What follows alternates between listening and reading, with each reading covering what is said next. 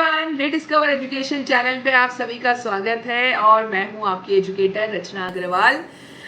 इस चैनल पे हम लोग यूजीसी नेट की तैयारी करवाते हैं, पेपर 1 और एजुकेशन दोनों में। तो आप सभी का स्वागत है इस चैनल पर। और ये वीडियो जो है बहुत इम्पॉर्टेंट होने वाला है, क्योंकि कल ही जो है एनटीए ने ट्विटर पे ट्वीट कर दिया कि यूजीसी नेट जून 2025 का जो रिजल्ट है वो 22 जुलाई को रिलीज हो जाएगा। बस ये ट्वीट आते ही जो है बच्चों में एक हड़कंप मच गया है। आप बोले कि एक दिल धक धक धक धक हो रहा होगा। तो और बहुत सारे सवाल भी उनके मन में होंगे। तो इस वीडियो की हेल्प से मैं कोशिश करूंगी कि आपके मैक्सिमम सवालों का जवाब दे सकूं। कमेंट सेक्शन में जरूर बताइएगा कि आपके सवालों का जवाब आपको मिला या नहीं मिला। चलिए, तो शुरुआत से शुरू करते हैं हम लोग।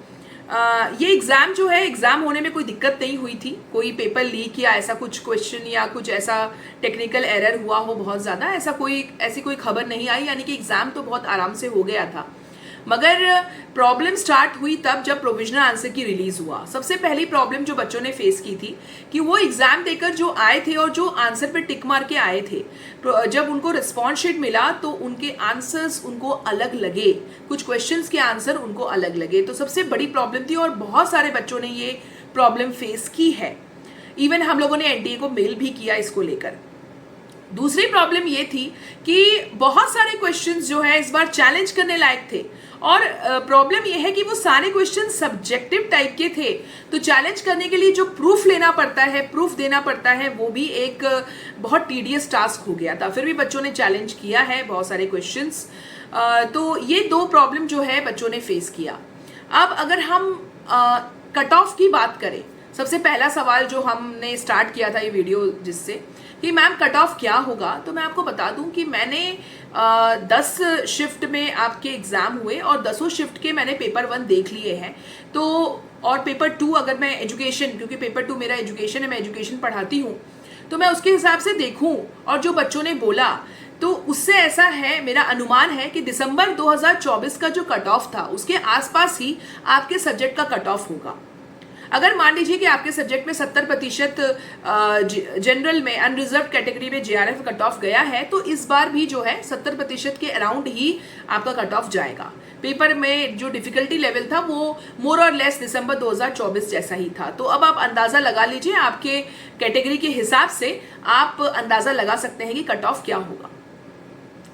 दूसरा सवाल कि मैम अगर ड्रॉप क्वेश्चन होता है तो इससे क्या हमारे जो मार्क्स हैं, यानी हमारे मार्क्स इंक्रीज होंगे क्या, या मेरी जेआरएफ होने की प्रोबेबिलिटी बढ़ जाएगी क्या?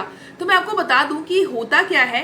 पहली बात तो ड्रॉप क्वेश्चन के मार्क्स उन्हीं को मिलते हैं जिन्होंने वो क्वेश्चन अटेम्प्ट किया हो। अगर आपने अटेम्प्ट नहीं किया होगा तो आपको मार्क्स नहीं मिलेंगे, लेकिन अगर आपने अटेम्प्ट किया है तो ड्रॉप क्वेश्चन के 2 मार्क्स आपको मिल जाएंगे। लेकिन ये समझिए, मेन बात ये है कि आपके सब्जेक्ट में सारे बच्चे, जितने बच्चों ने अटेम्प्ट किया होगा, उन सबके 2 मार्क्स बढ़ जाएंगे। तो आप इससे समझ सकते हैं कि कट ऑफ तो इंक्रीज हो जाएगा, लेकिन आपको पर्सनली कोई फायदा नहीं होगा उसका, क्योंकि सारे के सारे भीड़ में सबके 2 मार्क्स बढ़े हैं, तो उसका फायदा क्या होगा। अगर अकेले आपका मार्क्स बढ़ता है तो वो समझ में आता है। तो ये ऐसा हो सकता है कि अगर आपने कोई क्वेश्चन चैलेंज किया हो और वो कुछ ही लोगों का क्वेश्चन सही होगा तो वहां पे आपको जो है फायदा होगा, लेकिन कोई क्वेश्चन अगर ड्रॉप हो जाता है तो उसका फायदा आपको पर्सनली नहीं मिलता। तो आई होप इस क्वेश्चन का जवाब भी आपको मिल गया होगा। तीसरा सबसे महत्वपूर्ण सवाल कि मैम अगर जेआरएफ क्वालिफाई नहीं हुआ हमारा तो क्या होगा। हमारे 6 महीने की मेहनत, हमारे 1 साल की मेहनत, कई लोगों की 2-2 साल की मेहनत है, बार बार नेट निकल रहा है मगर जेआरएफ नहीं निकल रहा। तो मैं उन लोगों के लिए स्पेशल मैसेज देना चाहती हूँ, ध्यान से सुनिएगा। अपना दिल छोटा मत करिएगा। अगर जेआरएफ नहीं भी होता है कोई दिक्कत नहीं है भाई। ये जेआरएफ होना, मैं आपको बता दूं, एक बहुत बड़ा जो है ना एक मिथ है। मतलब आप समझिए कि एक बबल बना दिया गया है कि यार जेआरएफ लेना ही लेना है। देखो, आज जो मैं ये आपको बातें बता रही हूँ ना, ये कोई एजुकेटर आपको ये बात नहीं बताएगा, लेकिन मैं आपको बता रही हूँ कि जेआरएफ एक हवा बन गया है। आप अगर यूजीसी नेट क्लियर करते हैं तो आपके पीएचडी में एडमिशन के लिए कोई प्रॉब्लम नहीं होगी। देखिए, अगर आप यूजीसी नेट क्लियर करते हैं या जेआरएफ, आपको इंटरव्यू तो फेस करना ही होता है, आपको प्रपोजल तो प्रेजेंट करना ही होता है। ऐसा तो नहीं होता है कि हाँ भाई जेआरएफ क्लियर कर लिया तो आपको प्रपोजल बनाने की जरूरत नहीं है, आपकी वीआईपी एंट्री हो गई। ऐसा नहीं होता।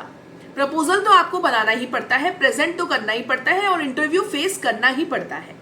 तो मेरी आपसे गुजारिश है कि अगर आपका यूजीसी नेट 2 बार से निकल रहा है और इस बार भी आपने ट्राई किया और जेआरएफ नहीं हुआ, तो प्लीज अपने प्रपोजल बनाने पे ध्यान दीजिए और पीएचडी एडमिशन में ध्यान दीजिए। पीएचडी एडमिशन का प्रोसेस अब सारे यूनिवर्सिटीज में धीरे धीरे स्टार्ट हो गया है। So start filling up the form और प्रपोजल पे बनाइए, अपना ध्यान दीजिए, क्योंकि जो प्रपोजल आप बनाएंगे उस बेस पे आपका एडमिशन तय है। मेरे कई ऐसे स्टूडेंट्स हैं जिन्होंने यूजीसी नेट क्वालिफाई किया, जेआरएफ के लिए ट्राई किया पर नहीं हो पाया उनका।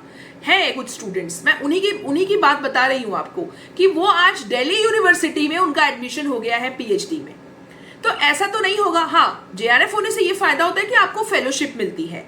तो 40,000 फेलोशिप किसको भी पसंद नहीं आएगी, तो बहुत अच्छा लगता है कि यार चलो फेलोशिप भी मिल रहा है और आप रिसर्च भी कर रहे हैं।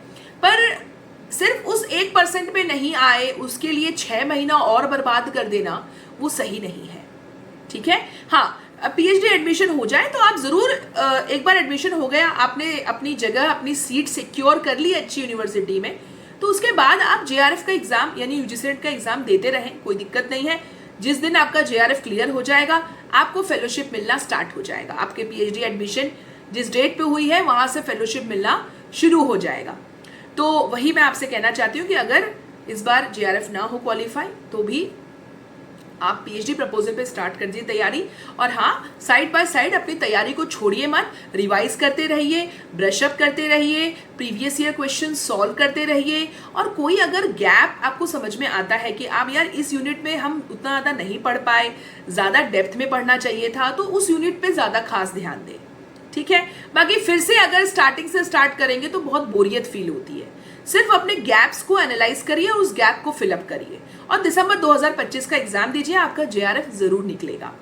ठीक है। और अगर आपके रिजल्ट में, अब मैं ये बताना चाहती हूँ, अगर आपका रिजल्ट पीएचडी ओनली का आता है तो फिर मैं आप लोगों से रिक्वेस्ट करूंगी कि दोबारा एग्जाम दीजिए, क्योंकि पीएचडी ओनली, ये मेरा अपना ओपिनियन है कि वो कंसोलेशन प्राइज होते थे ना कि भैया कंसोलेशन प्राइज दे दिया जाता है, बस उस तरह से ही है।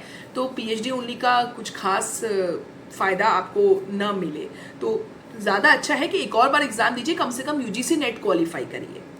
ठीक है। सो आई होप आपके सारे सवालों का जवाब आपको मिल गया होगा इस वीडियो से। बिल्कुल भी घबराए नहीं, शांत रहे, प्रपोजल पे अपना ध्यान फोकस रखेंगे, अपना ध्यान उधर रखेंगे तो एंग्जाइटी फील नहीं होगी।